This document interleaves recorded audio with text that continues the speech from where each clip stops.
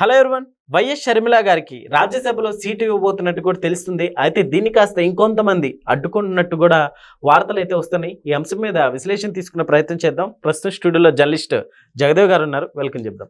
Hello sir. Hi Zakir. Sir, Sharmila గారికి రాజ్యసభలో seat అంటే ఎలాంటి సీటు అని దీన్ని అడ్డుకుంటుంది ఎవరు? అడ్డుకుంటున్నారో లేదో తెలియదు, కానీ పిసిసి అధ్యక్షురాలు చేసిన తర్వాత ఆవిడ చాలా కష్టపడి తిరిగారు ఆంధ్రప్రదేశ్లో మొన్న 24 ఎన్నికలకు సంబంధించి.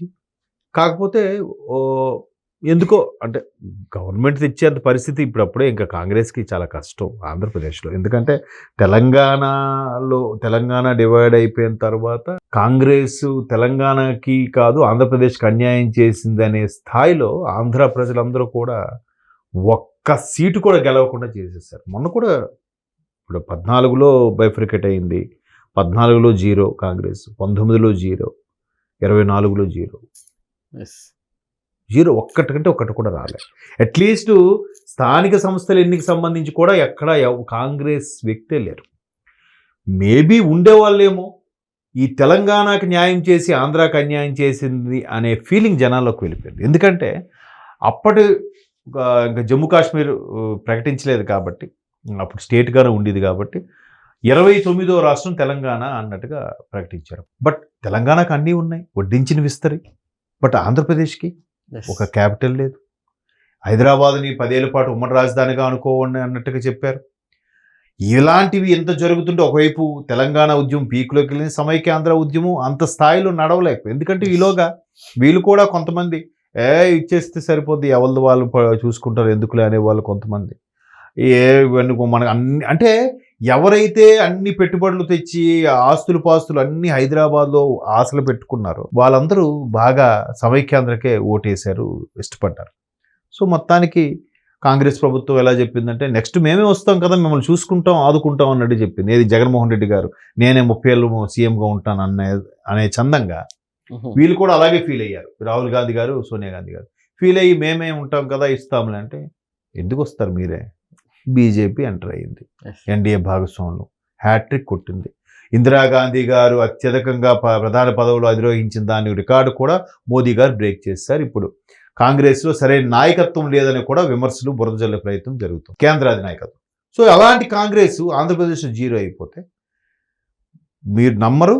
14 సంగతి తెలియదు కానీ 19లో పోటీ చేస్తే అక్కడక్కడ 100 కన్నా తక్కువ వచ్చాయంట. మరి ఎంత అవమానం నేషనల్ పార్టీ, జాతీయ కాంగ్రెస్ అంటే. ఎప్పుడైతే షర్మిల గారు పిసిసి అధ్యక్షురాలు అయ్యారో ఇప్పుడు మొన్న 24లో పర్వాలేదు మమ అనిపించుకుంది. అంటే 100 కన్నా బెటర్గా ఓటింగ్ వచ్చింది బికాస్ ఆఫ్ షర్మిల గారు అనుకోవచ్చుగా మనం. సో అంతకుముందే ఈవిడ అన్నతో విభేదించి తెలంగాణ వచ్చి తెలంగాణలో వైఎస్ఆర్ తెలంగాణ పార్టీ ఏదో పెట్టి అప్పటి ముఖ్యమంత్రి కేసీఆర్ గారికి యాంటీగా పనిచేస్తూ చాలా అగ్రెసివ్గా పనిచేసిన షర్మిల గారు ఆవిడ దాన్ని చైతన్య రథం కూడా తగలబెట్టేశారు. చాలా ఇష్యూ జరిగాయి, ఆవిడ హౌస్ అరెస్ట్ చేశారు. చాలా ఆవిడతో పాటు విజయమ్మ గారు కూడా పాల్గొనేవారు కొన్నిసార్లు, ఆవిడ కూడా హౌస్ అరెస్ట్ చేశారు. ఇంత జరిగిన తర్వాత కాంగ్రెస్ ఎన్నికల ముందు కాంగ్రెస్లో విలీనం అయిపోతుంది లేదా కాంగ్రెస్తో టైఅప్ అయి తెలంగాణ పోటీ చేస్తుందనే వార్తలు వచ్చాయి. మరి ఏం జరిగిందో తెలియదు. మొత్తానికి కాంగ్రెస్లో విలీనం చేసేశారు. ఆవిడ ఆంధ్రప్రదేశ్ పిసిసి అధ్యక్షురాలుగా వచ్చారు. వచ్చిన తర్వాత కడప నుంచి పోటీ చేశారు. బట్ అప్పటికే ఆవిడకి కడపను పోటీ చేస్తే నిజంగా కొంగు చాచి అర్థించారు.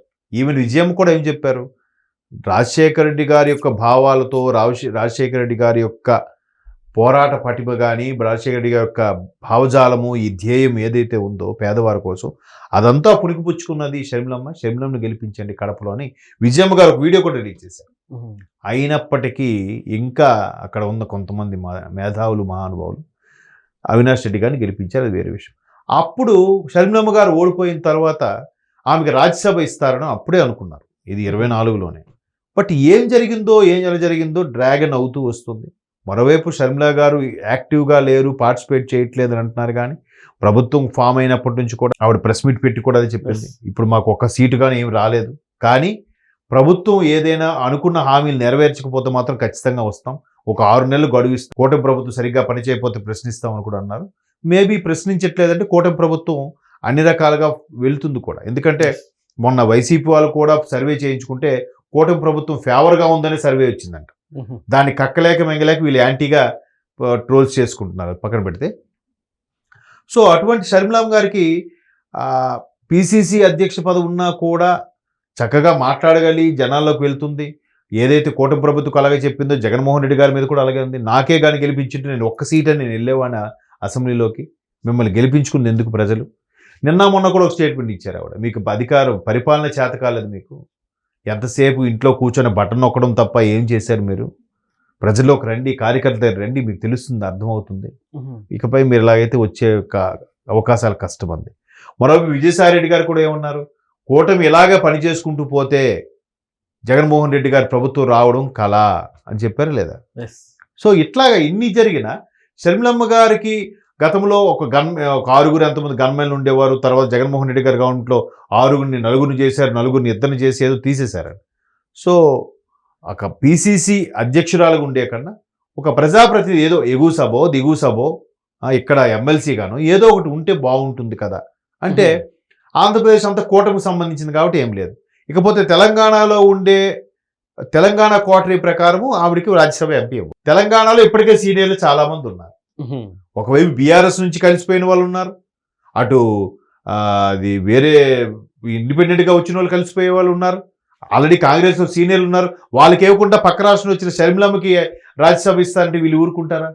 పైగా కాంగ్రెస్లో చాలా మంది పెద్ద పెద్ద మనుషులు పెద్దలు ఉండే పార్టీ, అందులో అందరూ లీడర్లే, అందరూ నాయకులే. సరే కర్ణాటకలోకి వెళ్దామంటే కర్ణాటకలో ఇప్పటికే సిద్ధరామయ్య గారు, డికే శివకుమార్ గారు ఇష్యూ రచ్చరచ్చ అవుతుంది. నేను 2.5 ఏళ్ళ తర్వాత సిద్ధరామయ్య సీఎం కాదు డికే శివకుమార్ సీఎంగా ఉంటారంటే అది మొన్న పెద్ద ఇష్యూ అయింది, మరలా సద్దుమణిగింది. మరి అధిష్టానం ఏం కాంప్రమైజ్ చేసిందో తెలియదు. మేబీ అలాగానైతే డికే శివకుమార్ వర్గీయులకే రాజ్యసభ ఇస్తుంది కర్ణాటక నుంచి. మరి షర్మిలమ్మ గారికి రాజ్యసభ ఎలా వస్తుంది? లేదా ఉత్తర భారతదేశంలో ఏవో కొన్ని కేటగిరీలు చూసుకొని కాంగ్రెస్ పాలిత ప్రాంతాల రాష్ట్రాల్లో సంబంధించిన ప్రజాప్రతినిధులు, ఎమ్మెల్యేలు, ఎమ్మెల్సీలు వాటి ఓటింగ్ ప్రకారం రాజ్యసభకి సుమారుగా కాంగ్రెస్ తరఫున ఒక 4-5 ఉన్నాయంట. వాటిలో షర్మిలమ్మకి ఇస్తే ఒక్క తెలంగాణలోనే ఎంతమంది పోటీ ఉంటే ఉత్తర భారతదేశంలో కాంగ్రెస్ నాయకులు ఇంకెంతమంది పోటీగా ఉండొచ్చు. అవును, వాళ్ళందరూ కూడా శాంతపరచాలిగా, లేకపోతే రెబల్స్ అయిపోతారుగా. పైపెచ్చు రేపు 4-5 రాష్ట్రాలకు ఉప ఎన్నికలు ఉన్నాయి. ఏది కేరళ, తమిళనాడు, వెస్ట్ బెంగాల్ రాష్ట్రాలకి ఎన్నికలు ఉన్నాయి, సార్వత్రిక ఎన్నికలు. మరి వాటిని దృష్టిలో పెట్టుకొని ఆయా రాష్ట్రాల వ్యక్తులకి రాజ్యసభ ఇస్తే ఓటింగ్ కొంతైనా పెరుగుతుంది.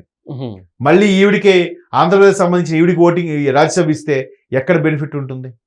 తమిళనాడులోనా, కేరళలోనా, వెస్ట్ బెంగాల్లో చెప్పలేం కదా.